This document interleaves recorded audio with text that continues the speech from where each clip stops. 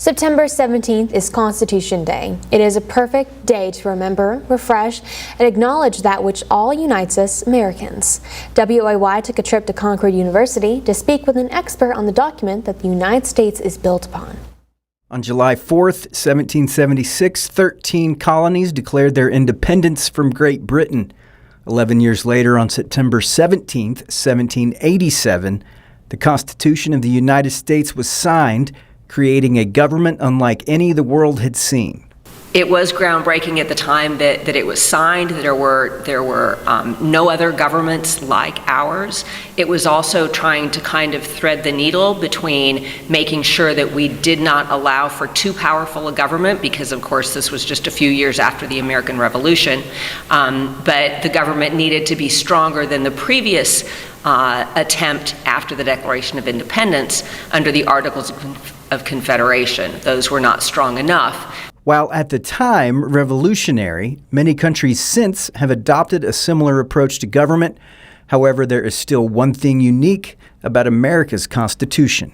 It is fairly common for other democracies to have rewritten their constitutions over the years, and the United States has not done that, and we have in fact amended ours relatively few times. So it is more stable, perhaps, or more static, you might say, than a lot of other constitutions. The Bill of Rights are, of course, the first 10 amendments of the Constitution, and being such an important part, it is interesting that they were amendments. That was debated at the Constitutional Convention, and a lot of the founders thought that it just wasn't necessary, in part because a lot of state constitutions had their own bills of rights, and so it was just believed that it would be redundant to put it in the national constitution. But for some who thought it was really important and needed to be enshrined at the federal level, it was a condition of signing the Constitution that a Bill of Rights be crafted and added to it. Aside from the Bill of Rights, the Constitution lays the framework and structure of a federal government that can function, yet not dominate. I actually really like Articles 1, 2, and 3, which are not the part that most of us think about when we think of the Constitution. We tend to think about the Bill of Rights.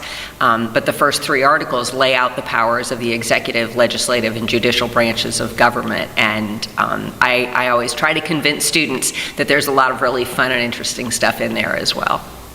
So happy Constitution Day to we the people.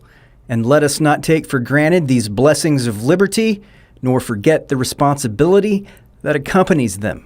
Well, I think everyone recognizes how much we embrace our constitutional rights, and so it's important just to kind of understand the document and to learn a little bit more about it. Reporting in Athens, this is Mike Teeney, Newswatch 4.